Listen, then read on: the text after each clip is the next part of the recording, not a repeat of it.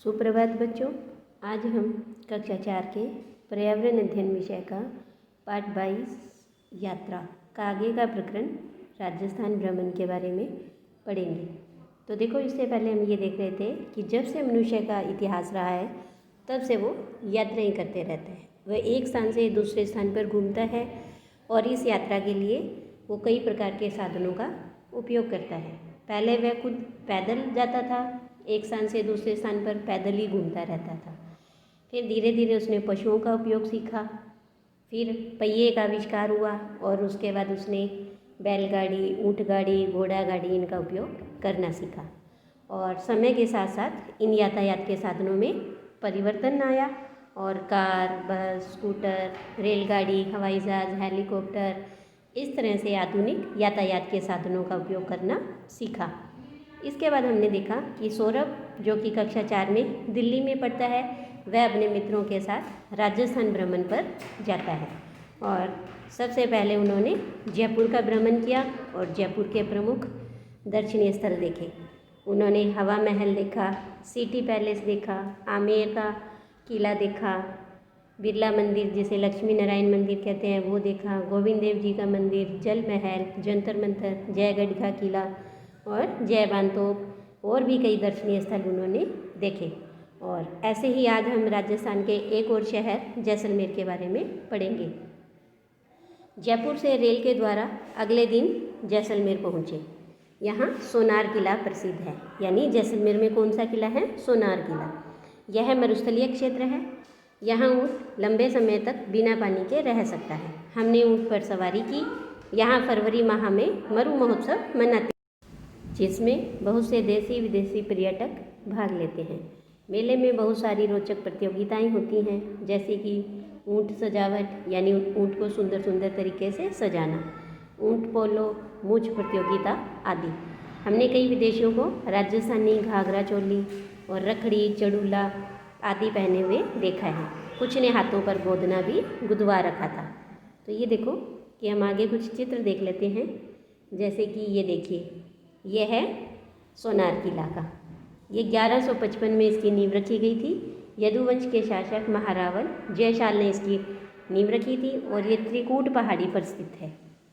और देखो कि इसमें कहीं भी चूने का पत्थर, इस तरह से सीमेंट का उपयोग नहीं हुआ बनाने के लिए। एक दूसरे पत्थरों के ऊपर रखकर इसको बनाया गया था। इसके अलावा ये देखो कि दूर दूर तक रेत ही रेत दिखाई देती है। यह मरुस्थलीय क्षेत्र है और यहाँ पर ऊँटों की सवारी की जाती है। जो मेला लगता है मरु महोत्सव, उसमें कई तरह की प्रतियोगिताएं होती है कि देखो ये लोग कैसे ऊँट को इतना सुंदर सजाते हैं। और ऊँट पोलो होता है, एक तरह की हॉकी की तरह ही खेलते हैं ऊँट के ऊपर बैठकर। और ये देखो मूंछ प्रतियोगिताएं कि कितनी लंबी लंबी इसकी मूँछें हैं। तो इस तरह से वहाँ खूब सारी रोचक प्रतियोगिताएँ भी होती हैं। इसके अलावा कि वहाँ कौन कौन से वस्त्र पहने जाते हैं, कि राजस्थान में कई प्रकार के पारंपरिक वस्त्र पहने जाते हैं, जैसे घाघरा चोली आदि। तो हमारे यहाँ भी ऐसे ही लहंगा, ओढ़नी, धोती, अंगरखा, पगड़ी आदि कपड़े पहने जाते हैं। ऐसे ही वहाँ पर कई प्रकार के पारंपरिक आभूषण भी पहने जाते हैं, जैसे रखड़ी जिसे हमारे यहाँ बोरला बोलते हैं, चूड़ला जैसे चूड़ियाँ, है ना, इस तरह के कई आभूषण पहने जाते हैं। इसके अलावा और कौन कौन से आभूषण हैं जो पहनते हैं हमारे राजस्थान में? तो जैसे कड़े हैं, पाजेब है, बाजूबंद है, हसली जो गले में पहनी जाती है, कमरबंद जो कमर पर, नथ जो नाक पर पहनी जाती है। तो इस तरह से बहुत सारे आभूषण हैं जो हमारे राजस्थान में पहने जाते हैं। फिर एक प्रश्न ये भी बनता है कि मरुस्थल में सवारी के लिए ऊँट का ही उपयोग अधिक क्यों होता है? तो देखो, नाम से ही पता लगता है मरुस्थल, यानी दूर दूर तक रेत ही रेत होती है और मरुस्थल में पानी की समस्या है। और एक ऊँट ऐसा पशु है जो कि लंबे समय तक बिना पानी के रह सकता है, इसीलिए यहाँ पर सवारी के लिए ऊँट का उपयोग अधिक होता है। फिर कि मरु महोत्सव वहाँ मनाया जाता है, तो इससे वहाँ के लोगों को क्या लाभ होता होगा? तो देखो, मरु महोत्सव से वहाँ के लोगों को रोज़गार मिलता है और साथ ही साथ उन्हें मनोरंजन भी मिलता है। इसके बाद देखिए कि हम बात कर रहे हैं अब जोधपुर यात्रा की। इसके बाद वो लोग कहाँ गए? जोधपुर में। और ये आपको जोधपुर का मेहरानगढ़ का किला दिखाई दे रहा है और इसकी नींव रखी गई थी 1459 में। और ये चिड़िया टूक पहाड़ी पर बना हुआ है और राठौड़ वंश के शासक राव जोधा ने इसकी नींव रखी थी। तो इसके बाद देखो जोधपुर के बारे में कि जैसलमेर से जोधपुर रेल यात्रा के दौरान हमारे साथ कुछ गोपनीय माफ़ कीजिए कुछ स्थानीय लोग भी थे। उनकी भाषा समझने में मुश्किल हो रही थी, यानी जोधपुर के लोगों की भाषा उन्हें समझने में परेशानी हुई। जब टिकट चेकर ने टिकट मांगा तो वे बोले, हो लियोड़ो है सा 5 जना हाँ आने एक टापर, यानी कि हाँ हमने टिकट ले ली है, 5 हम लोग हैं बड़े और एक बच्चा है। इसके बाद देखो कि जोधपुर में हम तांगे यानी घोड़ा गाड़ी में बैठकर घूमे। यह एक मज़ेदार अनुभव था। यहाँ के अधिकतर भवन छितर पत्थर के बने हुए थे। तो जैसलमेर और जोधपुर दोनों ही जगह दिन में बहुत गर्मी थी और रातें ठंडी थी और जोधपुर को सूर्य नगरी भी कहते हैं। इसके बाद देखो कि इसी से जुड़े हुए कुछ प्रश्न हैं कि मरुस्थल में दिन रात से ज़्यादा गर्म क्यों होते हैं। तो देखो अभी हमने देखा कि मरुस्थल में रेत ही रेत होती है दूर तक, तो वहाँ सूर्य की जो किरणें हैं वो तेज़ पड़ती हैं और इससे रेत क्या है जल्दी गर्म हो जाती है। इसीलिए दिन में तो गर्मी होती है और रात को वही रेत जल्दी ठंडी हो जाती है। इसी के कारण जो रात है वो कम गर्म होती है, यानी कि रात है वो ठंडी होती है। इसके बाद कि यदि आप किसी जानवर द्वारा चलित गाड़ी में बैठे हैं तो अपने अनुभव सुनाइए। तो देखो किसी ना किसी आप में से अगर किसी ने भी किसी भी जानवर द्वारा चलित गाड़ी में बैठे हैं तो आपको बताना है। हाँ, मैं तो ज़रूर बैठी हूँ। मैंने अपने बचपन में ऊँट गाड़ी की सवारी की हुई है। इसके बाद देखो तीसरा प्रश्न है कि जोधपुर में भवन छितर पत्थर से क्यों बने हुए हैं। तो देखो जो जोधपुर के आसपास की जो खाने हैं वहाँ पर यही पत्थर ज़्यादा मिलता है और इसीलिए जोधपुर के भवन में ये छितर पत्थर का उपयोग अधिक किया गया है। इसके बाद अगला प्रश्न ये है कि क्या आपने किसी खान से पत्थर निकलते देखा है और वहाँ किस तरह का पत्थर निकलता है। तो देखो कि मैंने देखा है किशनगढ़ के अंदर, अजमेर में, वहाँ से किशनगढ़ के अंदर खान से पत्थर निकलते हुए, और वो होता है संगमरमर का पत्थर। इसके बाद आखिरी प्रश्न है कि हमारे पूर्वजों द्वारा बनाए गए सुंदर महलों, किलों आदि की देखभाल करके उन्हें सुरक्षित रखना क्यों जरूरी है। तो देखो जो हमारे पूर्वज हैं उनके द्वारा बनाई गई ये सुंदर महल और किले, ये हमारी ऐतिहासिक विरासत है, ये उनकी हमारे पूर्वजों की निशानी है और इनसे हमें हमारे इतिहास की जानकारी भी मिलती है। इसीलिए इनकी देखभाल करके इन्हें सुरक्षित रखना आवश्यक है। इसके बाद देखो कि जोधपुर के बाद वो लोग कहाँ गए, वो गए उदयपुर। और ये देखिए उदयपुर को झीलों की नगरी कहते हैं और वहाँ पर एक झील है फतेह सागर झील, जिसमें नौका चल रही है, नौकायान हो रहा है। तो इसके बाद देखो आगे हमारा अंतिम पड़ाव उदयपुर था और इसे झीलों की नगरी भी कहते हैं क्योंकि यहाँ पर बहुत सारी झीलें हैं।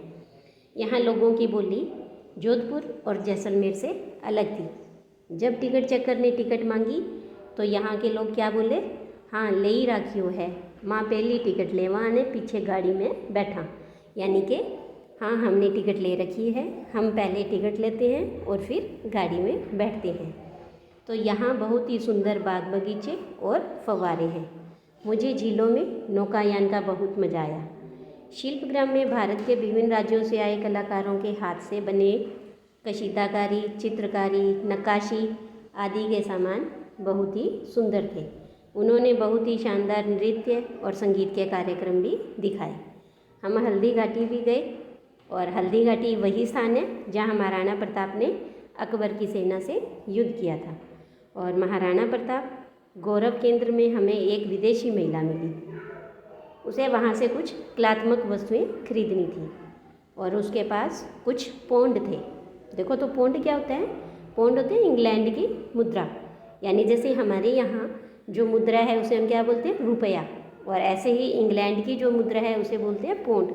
तो उसके पास क्या थे, पौंड थे। तो दुकानदार ने पौंड लेने से मना कर दिया।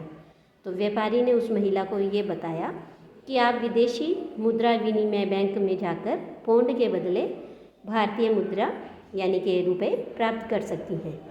तो ये देखो, आपको यहाँ दोनों मुद्रा की चित्र दिखाई दे रहा है। तो ये है भारतीय मुद्रा, जो 5 रुपये का नोट आपको दिखाई दे रहा है, और ये है इंग्लैंड की मुद्रा।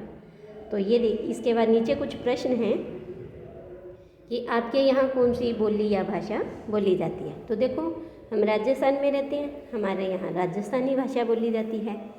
तो दूसरा प्रश्न ये है कि हमारे देश की मुद्रा क्या कहलाती है। तो हमारे देश की मुद्रा है वो रुपया कहलाती है।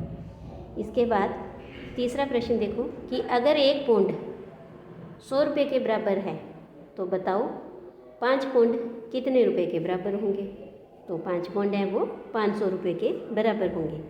इसके अलावा चौथा प्रश्न देखिए कि कुछ अन्य देशों में कौन सी मुद्राएं प्रयोग होती हैं। तो जैसे देखो, हमने देखा कि भारत में रुपया, इंग्लैंड में पौंड, ऐसे ही अमेरिका में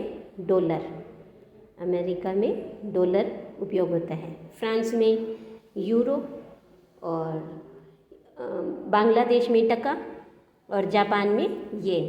तो इस तरह से कई ये दूसरी देशों की मुद्राएं हैं जिनका प्रयोग किया जाता है। इसके बाद देखो कि यहाँ पर आपको कुछ भारत की पुरानी मुद्राएं यानी कि नोट दिखाई दे रहे हैं। ये देखो, 1 रुपया, 2, ये 5 का नोट, और ये दोनों 10 के पुराने नोट हैं, और यहाँ पर ये भी 5 का आपको दिखाई दे रहा है। तो इस तरह से देखिए कि हमने अपने देश की और दूसरे देशों की मुद्राओं के बारे में भी जाना। इसके बाद देखो, यह है राजस्थान का मानचित्र। तो अब ये देखो कि सौरभ ने कौन कौन से स्थानों की यात्राएं की थी। तो सबसे पहले वो कहाँ गए थे? जयपुर, जो कि हमारे राजस्थान की राजधानी भी है।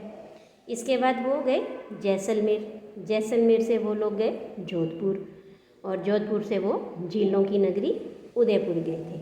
तो इस तरह से उसने यात्राएं की, और इन यात्राओं में उसने कई यातायात के साधनों का उपयोग भी किया था।